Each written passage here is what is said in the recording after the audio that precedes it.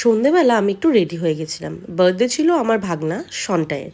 তো কেকের দোকানে গেলাম, কেকের দোকান থেকে এই ম্যাঙ্গো ফ্লেভারের কেকটা নিয়েছিলাম। আমি আর বর দেখো সেম সেম কালার ম্যাচিং করে জামাটা পরেছি আজকে। তো ওখানে গেলাম, মানে জিমের অফিসে গেলাম, গিয়ে কেকটাকে বার করলাম, কেকের একটা বার্থডে ট্যাগ আর স্পার্কেল দিয়ে সাজিয়ে নিলাম। বাকিটা কিন্তু তোমরা ভিডিওতেই দেখতে থাকো, ভিডিওটা পুরোটা আমি শেয়ার করেছি। আর কেকটা কিন্তু দারুণ খেতে ছিল।